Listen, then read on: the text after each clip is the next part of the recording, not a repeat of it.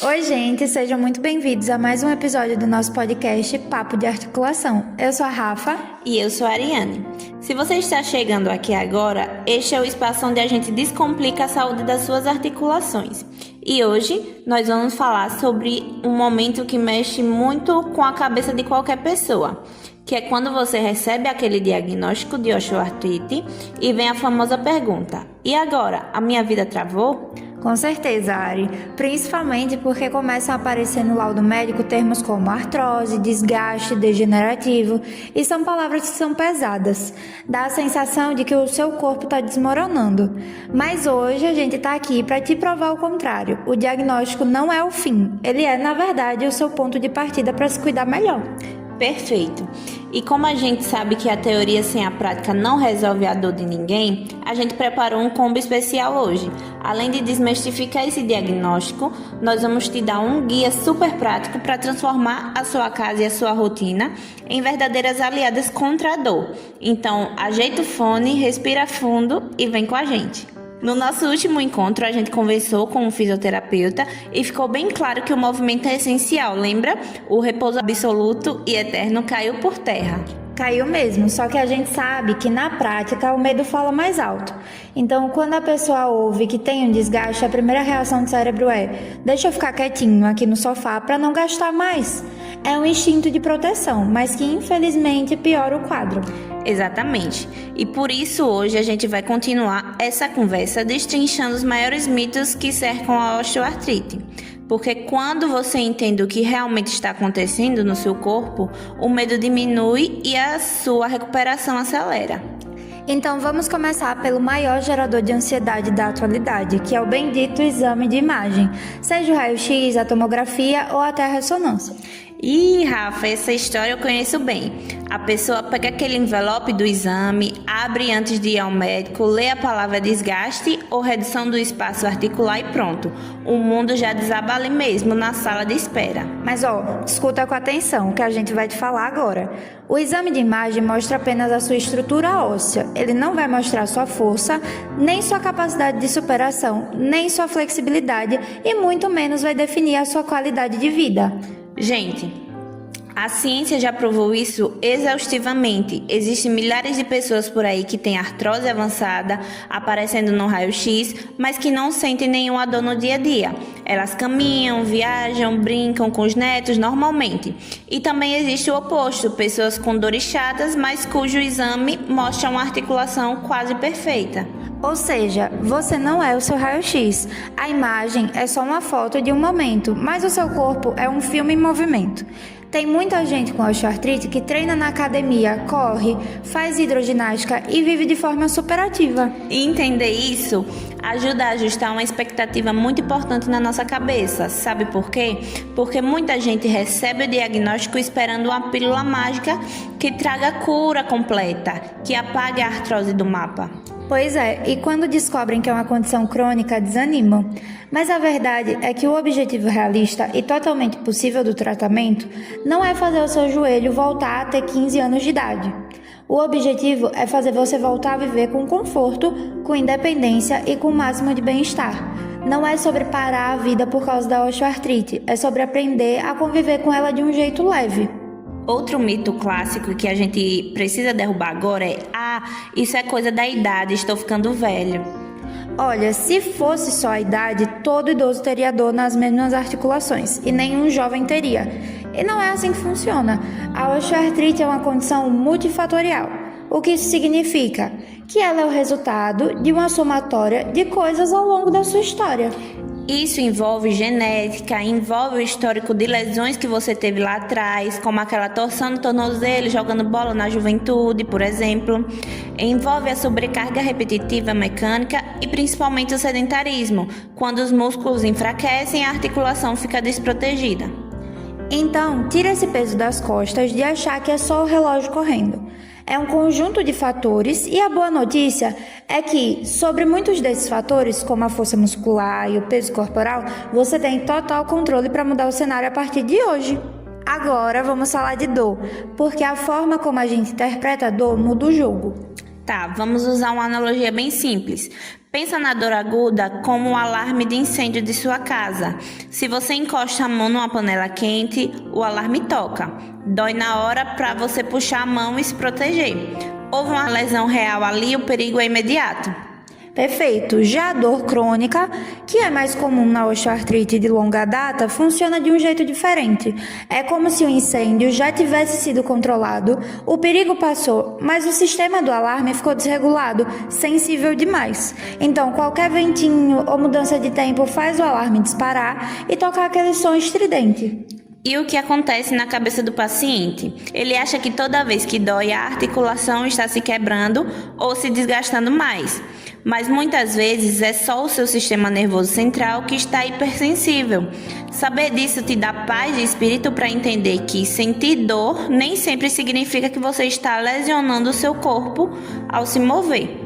Dito tudo isso, como é que a gente trata a osteoartrite de verdade sem cair em receitas milagrosas da internet?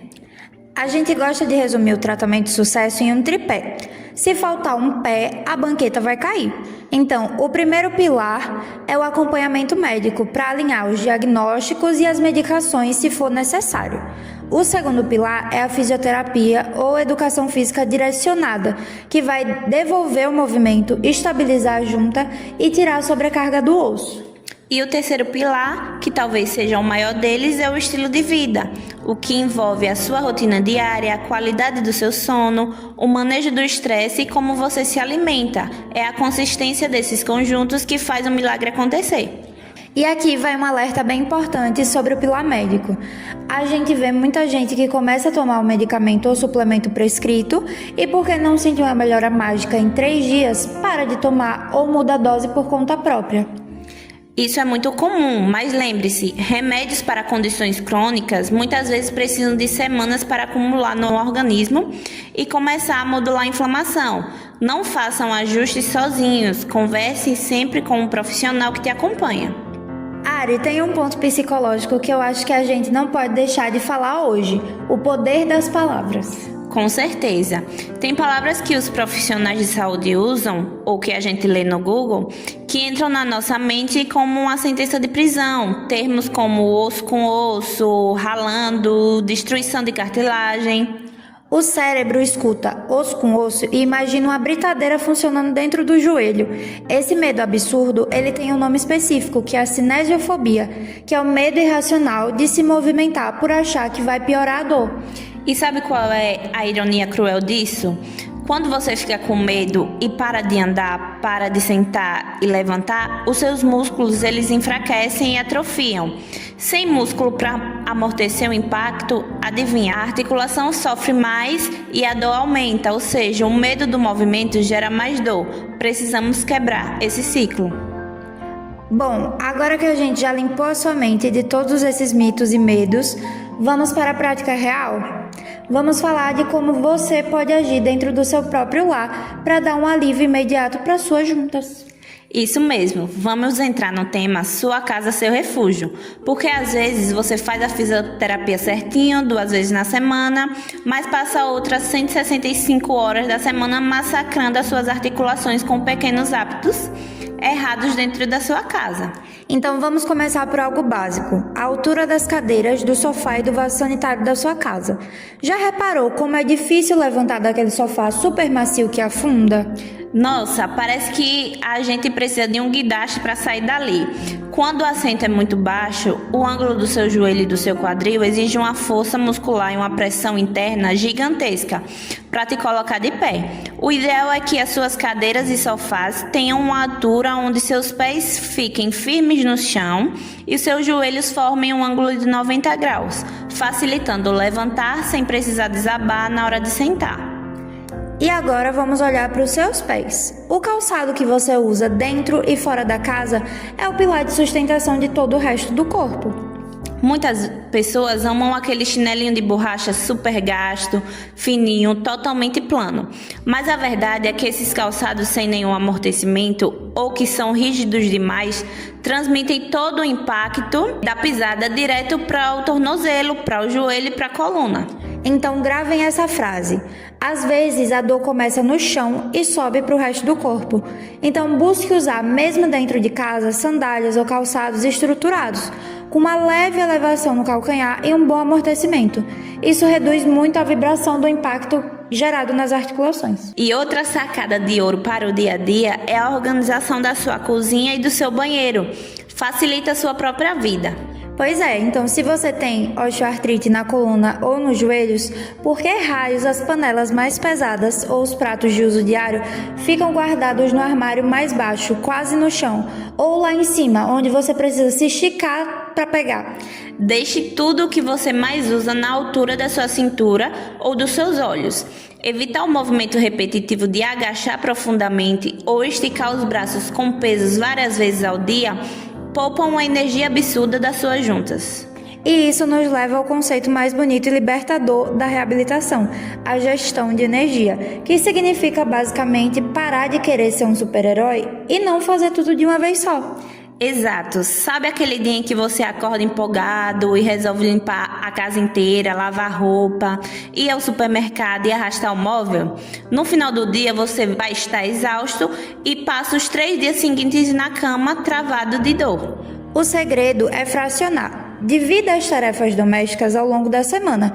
Limpa um cômodo hoje, outro amanhã. Fazer pausas estratégicas. Então, se vai passar roupa ou cozinhar, mude de posição, se sente um pouco. Pausa não é um sinal de preguiça, é uma estratégia inteligente de proteção. Respeitar o seu corpo hoje evita a dor de amanhã. E por falar em inteligência, vamos quebrar outro preconceito aqui. O uso de recursos auxiliares, como palmilha, sob medida ou até mesmo uma bengala nos dias de crise mais aguda. Usar uma bengala ou um canelado não é sinal de fraqueza e nem significa que você entregou os pontos. Muito pelo contrário, esses recursos eles são tecnologias que redistribuem o peso do seu corpo. Então vai tirar a carga daquela articulação que está inflamada e te devolver a liberdade e a independência para andar com segurança. Com toda certeza.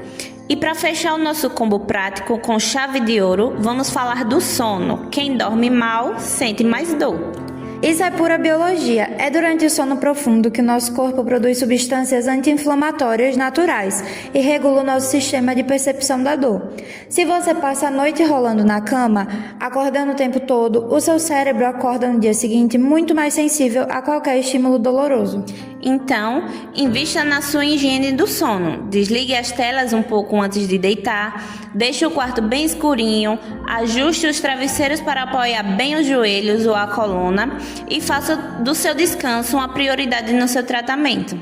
Tivemos muitas dicas boas hoje.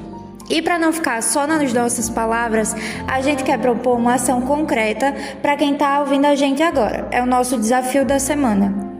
O desafio é o seguinte: hoje mesmo você vai escolher um cômodo da sua casa, pode ser a sua cozinha, o seu quarto ou o banheiro, e vai fazer uma pequena mudança para deixá-lo mais amigável para o seu corpo.